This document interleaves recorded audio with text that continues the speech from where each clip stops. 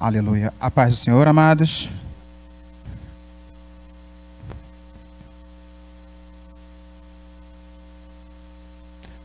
As classes estão liberadas. Nosso irmão Diácono Colim, ele informa também que as classes dos batizantes e os que já se batizaram vai ocorrer lá em cima também.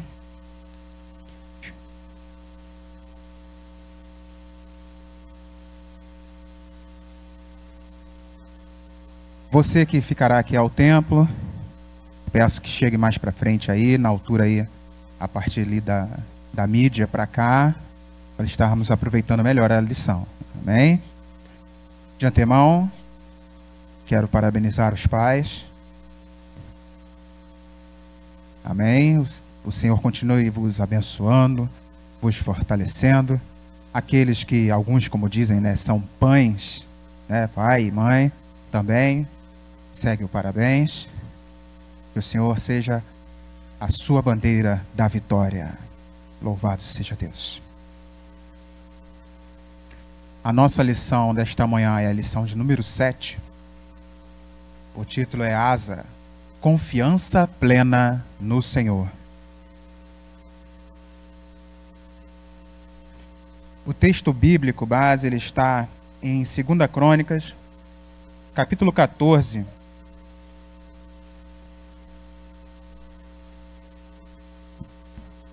versículos de 1 a 7 e o versículo 11. Estarei lendo para remir o tempo.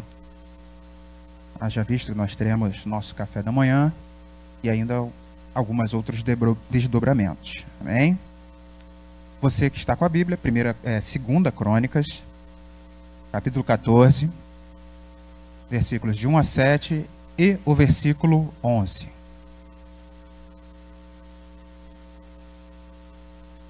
Amém, amados?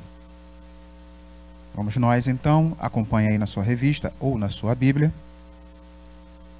O versículo 1. E Abias dormiu com seus pais, e o sepultaram na cidade de Davi. E Asa, seu filho, reinou em seu lugar. Nos seus dias esteve a terra em paz 10 anos. E Asa fez o que era bom e reto aos olhos do Senhor, seu Deus, porque tirou os altares dos deuses estranhos e os altos, e quebrou as estátuas, e cortou os bosques, e mandou a Judá que buscassem ao Senhor, Deus de seus pais, e que observassem a lei e o mandamento. Também tirou de todas as cidades de Judá os altos e as imagens do sol, e o reino esteve quieto diante dele. E edificou cidades fortes em Judá, porque a terra estava quieta. E não havia guerra contra ele naqueles anos, porquanto o Senhor lhe dera repouso. Disse, pois, a Judá: edifiquemos estas cidades e cerquemo-las de muros, torres, portas e ferrolhos, enquanto a terra ainda está quieta diante de nós. Pois buscamos ao Senhor, nosso Deus. Buscamo-lo e deu-nos repouso em redor. Edificaram, pois, e prosperaram. E Asa clamou ao Senhor, seu Deus, e disse: Senhor, nada para ti é ajudar, quer o poderoso, quer o de nenhuma força. Ajuda-nos, pois, Senhor, nosso Deus, porque em ti confiamos e no seu nome viemos contra esta multidão. Senhor, tu és o nosso Deus, não prevaleça contra ti o homem.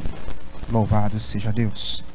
Nosso texto áureo, ele está em 2 Crônicas, capítulo 16, versículo 9, a parte A, que diz assim: porque quanto ao Senhor, seus olhos passam por toda a terra para mostrar-se forte para com aqueles cujo coração é perfeito para com ele. Por favor, o segundo slide. Nossos objetivos hoje são conhecer as principais características do reinado de Asa e suas implicações, aplicar as atitudes positivas de Asa em sua própria vida a fim de obter sucesso, tais como confiança, purificação, fé e renovação constante da aliança com Deus.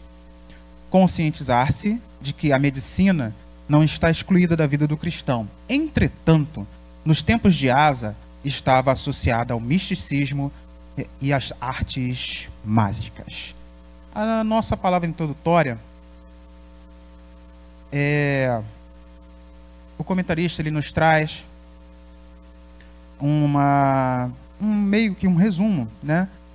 Falando sobre o reinado de Asa. Eu aqui gostaria de, introdutoriamente, trazer uma contextualização que eu não vi nas outras lições, para que nós possamos alinhar todo o nosso tema. Amém? Havia vista que nós estamos já na metade do trimestre, né?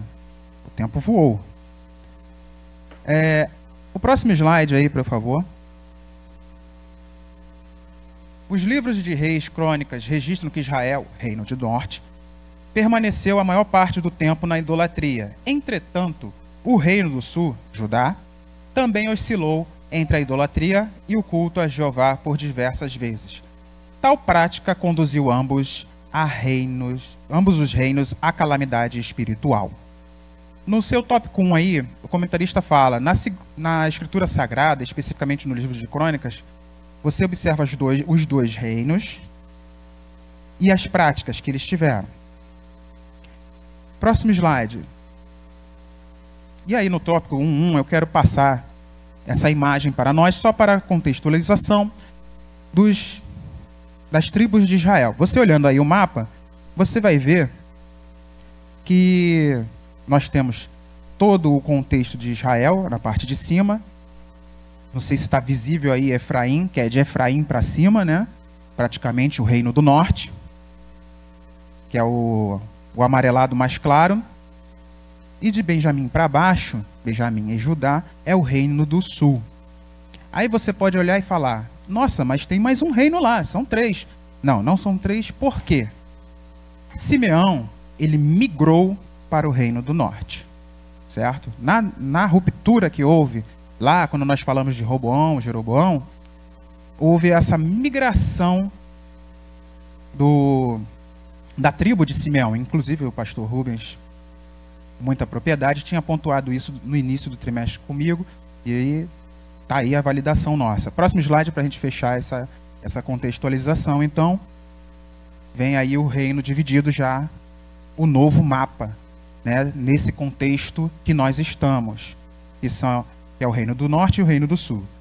No nosso texto aí do mapa, vem falando, no segundo ponto, que além da tribo de Judá, o reino do sul incluía a maior parte da tribo de Benjamim e a do sul, e de Simeão ao sul da Palestina, sendo que Simeão passou para o reino do norte. Os levitas, que também foi pontuado pelo nosso pastor Rubens, habitavam essa região, bem como a família de Davi. Lembrando que a tribo de Levi ela foi separada para o serviço no tabernáculo e para o serviço no templo do Senhor. Então, você não vê muito bem isso aí neste contexto aqui deste mapa, ok? As principais causas da divisão, para fechar o nosso contexto, são o declínio de Salomão, dos fatores econômicos e o maior poderio de Judá e debilidade espiritual. Ou seja, o nosso resumo está em depender do Senhor, confiar nele, né? Você vê o título da lição, você entende isso. Mas, devido a essa questão, né, como diz uma pessoa lá no meu trabalho, do vil metal, né, apesar que hoje nós temos papel moeda, né, houve essa divisão. Ou seja, a nossa humanidade ela tem sempre pendido para uma questão pecaminosa, fruto do pecado original. É uma coisa que temos levado conosco. E isso só vai cessar quando Cristo voltar, quando o seu reino for instaurado aqui. Amém? Por enquanto, nós seguimos com o reino dividido, um reino humano. Amém? Tópico 1.1, próximo slide. Então, nosso comentarista ele nos traz aqui que a questão do culto idólatra no Antigo Testamento, ele se dava por 4 fatores, ou talvez até mais um, mas não citarei. por meio de sacrifícios às imagens. Você pode acompanhar em casa, Isaías 44, 17. A adoração aos deuses falsos. Apesar de Sete buscar ao Senhor lá no início, com o advento das outras nações, por exemplo, no nosso mapa lá nós temos, né, os filisteus, os edomitas, né, e as demais outras nações ali no entorno. Você tem uma outra adoração a outros deuses, deuses de fertilidade, deuses da prosperidade, deus da chuva, deus da terra. E aí é uma miríade, muito diferente do que é hoje, né? Nós temos poucos deuses hoje, não é verdade? É praticamente semelhante. Terceiro, a tentativa de adorar ao verdadeiro Deus por meio de imagens. 1 Reis 16, 26. Hoje, quer dizer, naquela época, você já vê que já existia um certo nível de idolatria, ainda que a título de buscar ao Senhor. Ora, mas nós ouvimos, até cantamos, que Deus não é um Deus de perto, mas Ele é um Deus de perto, desculpe, e é um Deus de longe. Ele não precisa estar focalizado num elemento qualquer. Eu não preciso de um elemento físico. Ainda que nós, como humanos, nós temos essa sensibilidade àquilo que é palpável. Mas o nosso Deus, Ele está palpável em qualquer lugar. Jesus, ao conversar com aquela mulher samaritana, ele quebra com este conceito do palpável. Porque na Samaria se adorava de uma forma, em Jerusalém se adorava de outra. Mas Cristo ele mostra que o Senhor, Ele está tão próximo que nós nem vemos. Ele está tão próximo, ao alcance de uma oração, ao alcance de um momento de adoração a Ele. E muitas das vezes as pessoas ainda estão tentando tatear Deus. Não é necessário. É necessário que você tenha um coração diferente desse tópico aí, da letra D, no slide, que as pessoas naquele tempo estavam gerando ídolos no coração. Diferentíssimo de hoje.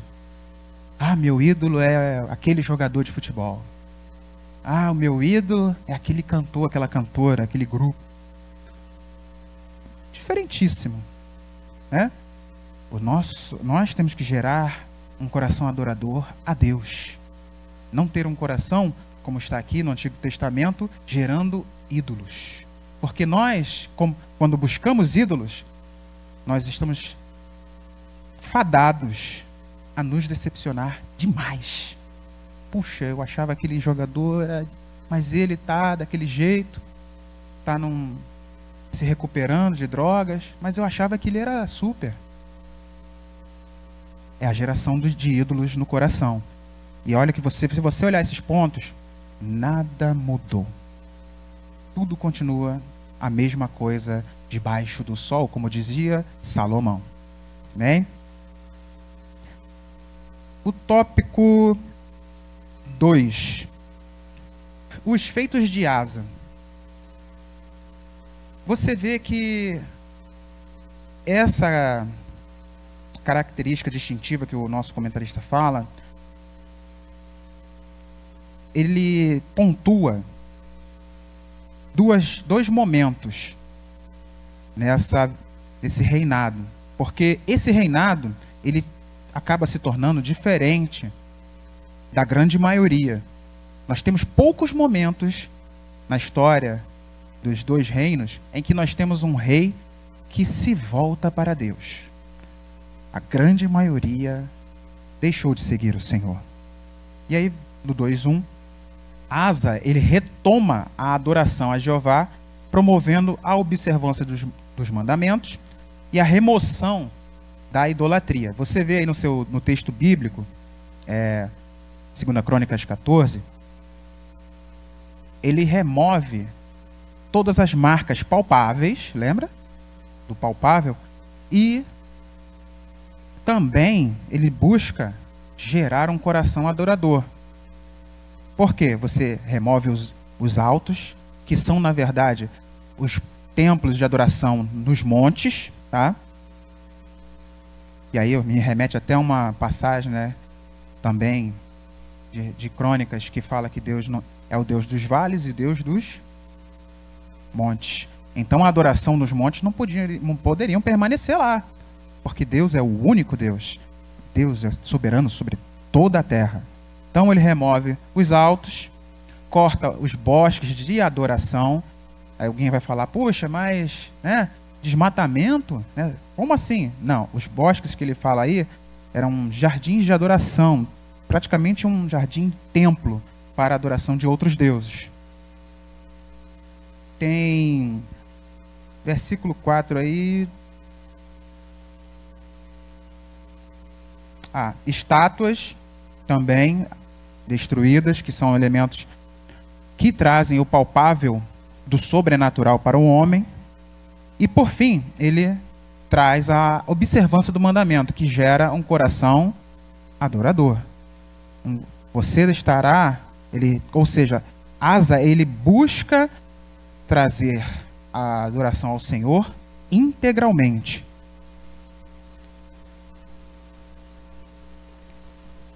Voltando aí no nosso tópico 2,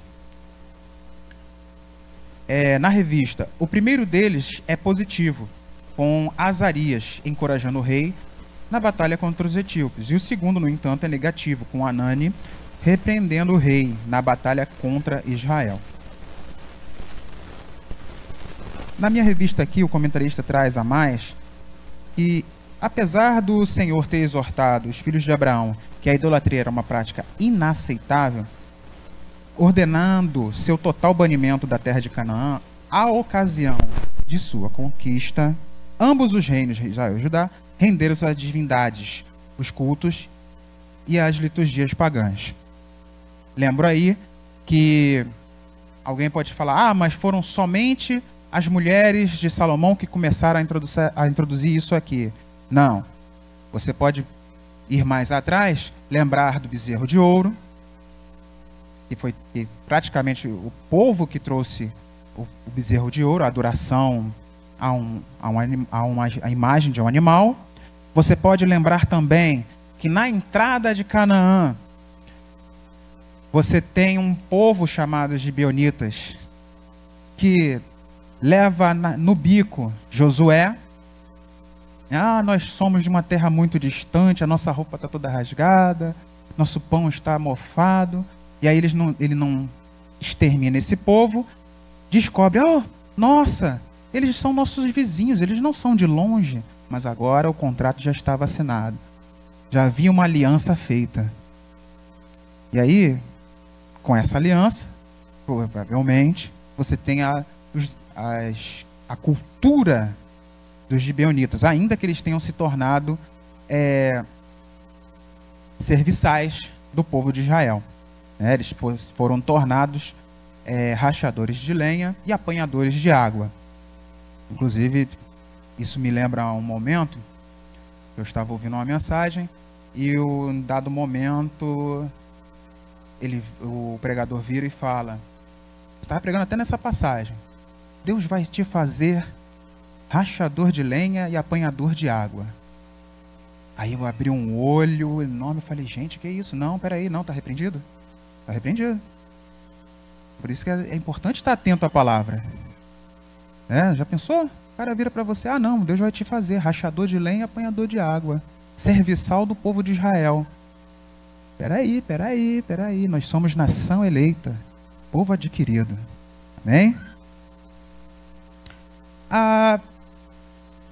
Com essa paz, você tem aí 10 anos em que a Asa fortifica a nação. Começa a fazer algumas reformas, advinda da prosperidade, que o Senhor concedeu a ele por estar seguindo fielmente ao Senhor. Por isso que nós incentivamos a liberdade na nossa igreja. Porque Deus é um Deus fiel, é um Deus que ele está sensível à sua posição diante dele. Você se posiciona diante dele, ele agirá em seu favor também. Amém? E nós vamos ver isso agora. O tópico 2. a vitória sobre os etíopes. Eu até botei 2, 3 aí nos meus slides. É a próxima. Põe aí, por favor. 2 Crônicas 14, 6, 15. O autor sagrado registra a vitória de Asa sobre os etíopes. O texto bíblico diz que um etíope chamado Zerá conduzia um grande exército, cerca de 1 milhão de soldados. Para aí. Além desses 1 milhão, nós temos 300 carros de guerra até Maressa. Asa, por sua vez, seguiu para a batalha com um regimento menor, formado por uma infantaria de 300 mil homens de Judá e 280 mil arqueiros benjamitas, totalizando 580 mil soldados. Lembrando que, para que Asa tivesse uma maior efetividade nessa batalha, seria necessário ele ter cavalaria, que é mais veloz, você tem um ataque mais difícil de defender, né? Porém, eles tinham somente infantaria, que são os homens a pé. Nosso militar aqui pode confirmar para mim, né? Homens apenas a pé. Tudo bem, tinham mais 280 mil benjamitas, formando 580 mil soldados. Mas como é que eu vou vencer o dobro de homens que eu tenho, se eu tenho somente metade do que eles têm? É 1 milhão contra 580 mil. A resposta vem do... Por isso Salomão, ele sabiamente escreve: do coração do homem são as preparações, seus planos e projetos. Mas a consecução, o sucesso, a continuidade desses planos e até mesmo a finalização deles é dada por Deus. E ele, nessa época aí, nós vemos que ele vence essa batalha. É uma batalha muito complicada, difícil. São 2 para 1, fora os 300 carros de guerra. Porque ele confiou no Senhor. Os etíopes estiveram de uma certa forma, eles se portaram de uma certa forma ao ver o exército do Senhor, de Judá, que eles não ofereceram resistência. Mas quem faz isso? Quem faz isso, igreja? O Senhor. Quando você confia no Senhor, não há resistência do inimigo. Você pode olhar para uma batalha nessa vida, para uma prova, para um deserto e falar: é muito grande, mas maior é quem está com você. Maior é o Senhor que está contigo. Por isso, Asa nos traz, nesse primeiro momento, uma grande lição, um segredo da vitória. Próximo slide. Ele pede ajuda ao Senhor. Ele declara a sua confiança em Deus. Ele assegura ao seu exército que veio em nome do Senhor. E ele reconhece que Jeová era o seu Deus e roga a Jeová que o poder humano não prevaleça contra... mas ele é o rei. Não, contra Deus. Porque quem dá a vitória não é Asa. Quem dá a vitória não é o Ademar. Quem dá a vitória é Deus. Deus é a sua bandeira da vitória. Por isso, erga esse pendão, esta bandeira, com confiança de que você vai vencer, seja qual for a batalha que você esteja para enfrentar esta semana, seja a batalha que for, que você já esteja enfrentando. Tome estas atitudes nesta manhã, nesta semana, e veja se não vai haver uma diferença. Eu te proponho hoje esse teste. Faça essa prova do Senhor. Declare ao Senhor. Porque muitas das vezes a gente chega em casa, cansado do trabalho, aí encosta assim na cabeceira da cama. Senhor Jesus, obrigado. Amém. E abaixa. Não, declare. Se for preciso, lava o rosto, joga uma água, seca. E vamos lá, conversa com o teu Deus. O Deus que é dono do universo. O Deus que é dono de toda a terra. Ele tem todo o poder. Louvado seja Deus. O próximo tópico. Deposição de Maaca.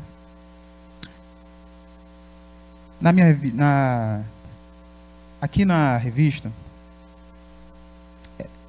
o comentarista passa que Maaca é a avó de Asa, tá? Mas ela tem uma descendência. O nosso comentarista aqui traz para a gente. Ela é filha de Uriel de Gibeá, está em 2 Crônicas 13:2, e de Tamar, 2 Samuel 14:27.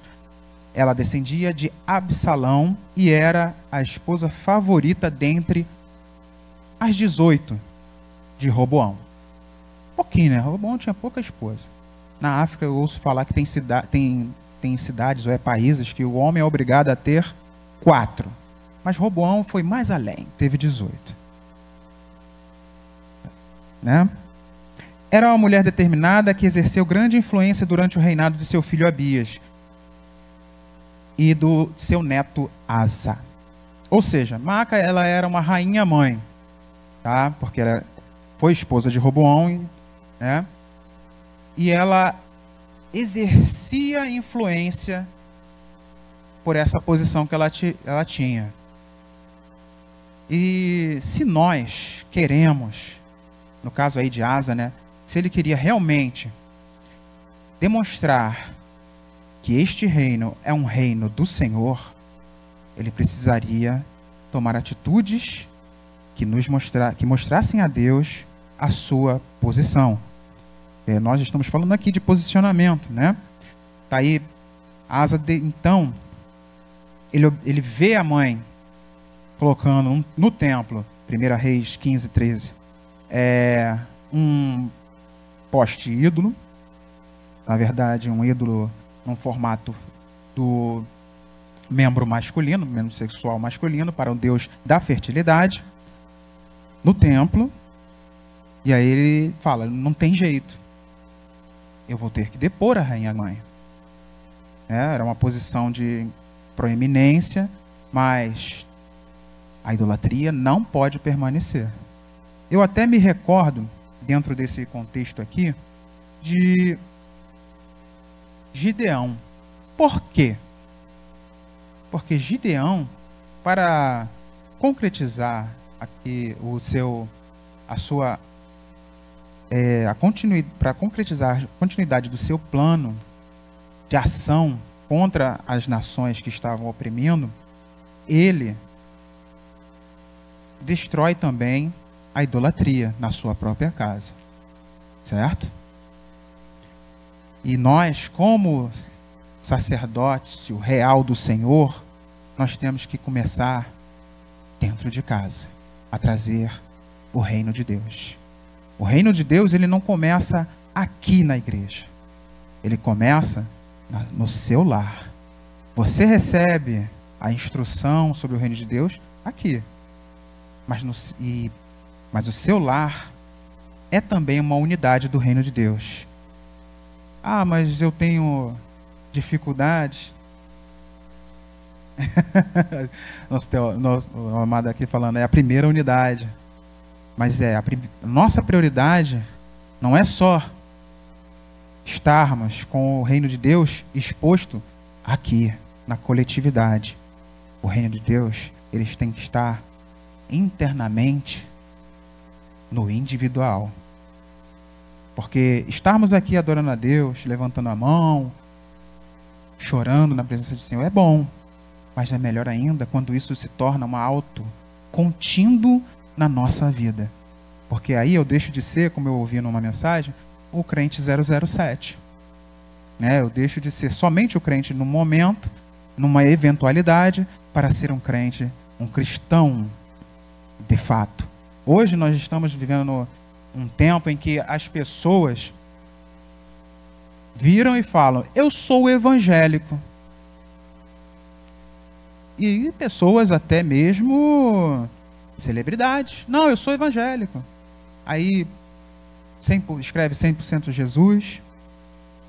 Mas você já parou para analisar as atitudes, os posicionamentos, a fala dessa pessoa?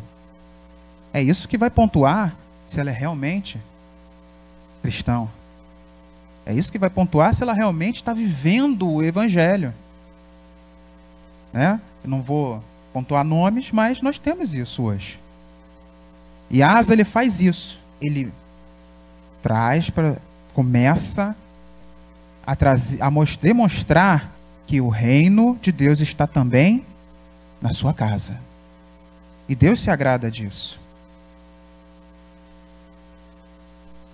Aí nós vamos começar a entrar aí, para eu poder não queimar meu tempo, porque a gente tem ainda o café, entrar na guerra contra Israel, que é o momento em que começa a dar uma rateada, como dizem, né?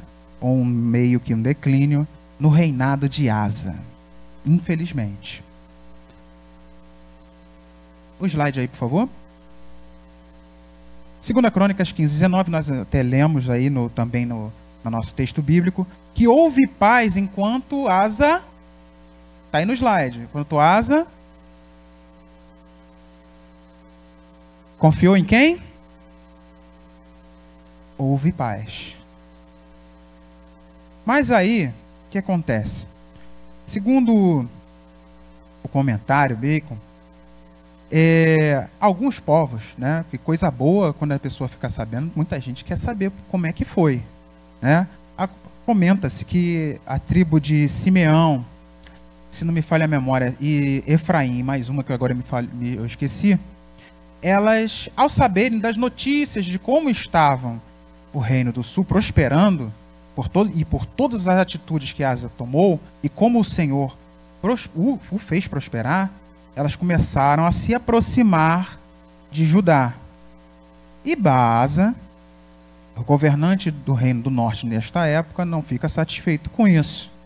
Portanto, ele inicia um cerco por Ramá, meio que um embargo, né? Porque por ali, você tem uma passagem comercial também, tá? E aí você dificulta a movimentação dos insumos para o reino. Você tem um embargo aí. E, infelizmente, ao invés de chegar a um diálogo, ou novamente, como ele fez, né, anteriormente com o reino da Síria, da Etiópia, ao invés de confiar no Senhor, o que o nosso rei faz? Ele faz uma aliança com a Síria, com o rei Ben-Hadad. Como foi isso? Ben-Hadad, na verdade, ele já estava um tanto aliançado com o reino do norte. E Asa pega o ouro do templo e oferece a Ben-Hadad para que ele venha a se aliançar com ele e o ajude nesta batalha. E já estava começando a crescer ali em Ramá. Tanto que Baasa já tinha fortificado Ramá, né?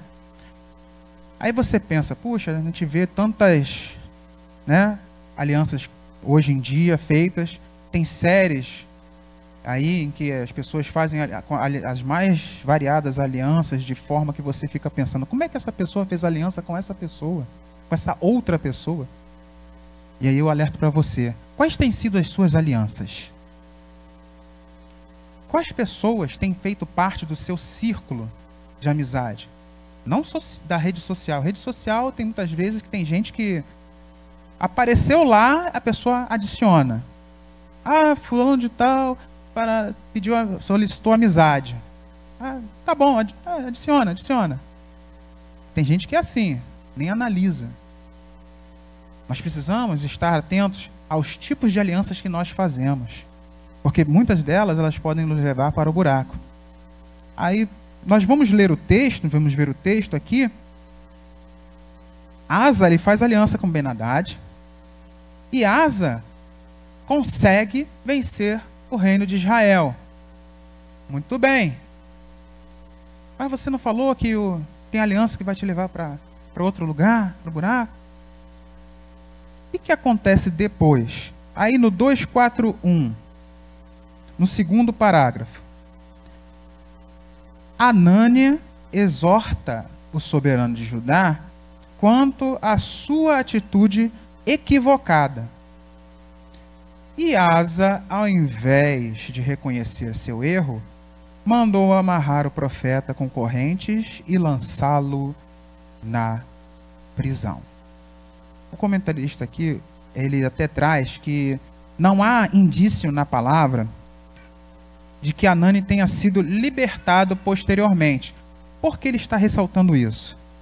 Porque é uma forma de enfatizar a obstinação a qual Asa chegou. Começamos bem, começamos caminhando num belo caminho, e agora nós chegamos no caminho da obstinação. Ou seja, é aquela pessoa que chega para se aliancia com você e começa: se eu fosse você, eu fazia assim. Se eu fosse você, eu não deixaria barato. Por que você está fazendo desse jeito? Essa pessoa não merece isso. Cuidado com suas alianças. Aqui está um alerta de um profeta do Deus Altíssimo. Que o caminho da obstinação tem como base as piores alianças. As piores alianças vão lhe encaminhar, vão te conduzir a um caminho de obstinação. O próximo slide. Nesse processo, decorre então a doença de Asa. Ele é repreendido, ele não se arrepende, e o Senhor permite que uma doença venha sobre ele. O comentarista traz que talvez seja gota, um problema circulatório, ou até uma gangrena. Fala 3 vezes, vai ser batizado. Gangrena. Vamos lá. E o que Asa faz? Buscou o Senhor? Está aí no slide escrito isso aí? Quê? Ele buscou quem? Mas para que médico? Por que médico? Se ele tem o Senhor. Próximo slide. Apesar de Asa não ter buscado o Senhor e ido aos médicos, isso não quer dizer que nós, como cristãos, não devemos buscar a medicina. Tá? A grande diferença de Asa para nós, nesses nossos dias, nessa questão da medicina, é que nós procuramos os médicos com a consciência de que quem concede a cura é Deus. Eu não falei no início que quem concede a vitória é? E quem concede a cura é? Simples. Mas na época de Asa, as curas, a medicina, os médicos daquela época eram mais curandeiros, vamos colocar assim. Nosso teólogo aqui ao meu lado que me corrija se eu estiver errado. Mas era muito associado à curanderia. Depois eu vejo se a palavra está certa. Mas era muito associado a misticismo, aos curandeiros.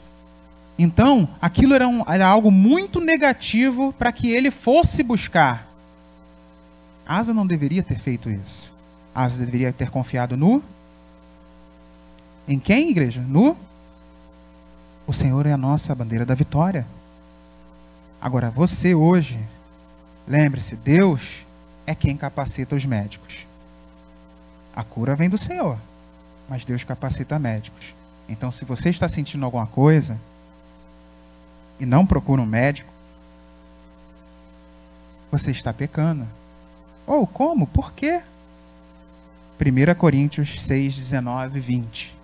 Por gentileza, alguém para ler em alto bom som. Em Lucas 10, 34, nós temos...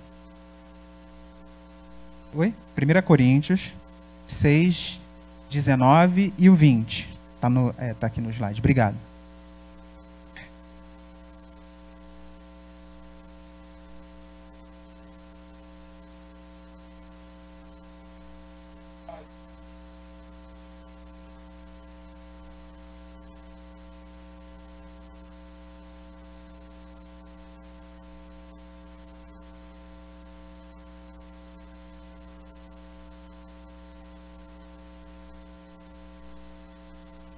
Glorificar a Deus em nosso corpo e no nosso espírito, que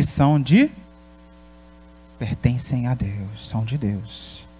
Ou seja, hoje, se você não busca uma ajuda médica, você está prejudicando não só a si mesmo, mas algo que é propriedade de Deus, o seu corpo, a qual habita o Espírito Santo.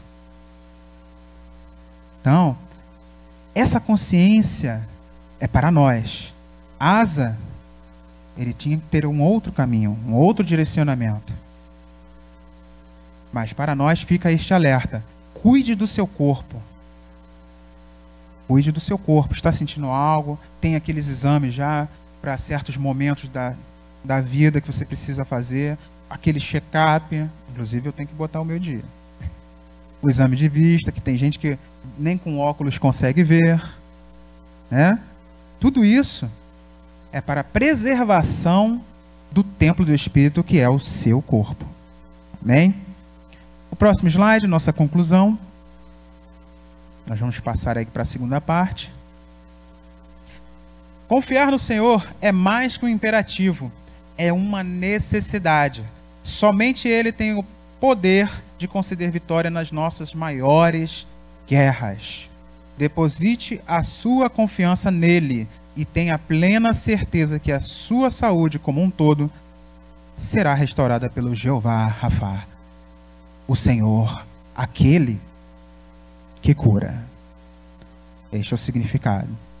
Então, nesta manhã, que você possa observar todo esse decorrer do reinado de Asa e venha entender, como disse Salomão, que o melhor é o fim das coisas, não o seu início.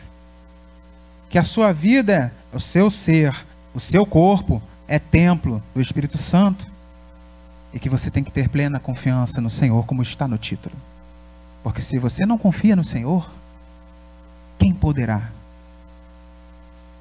te acudir, te socorrer?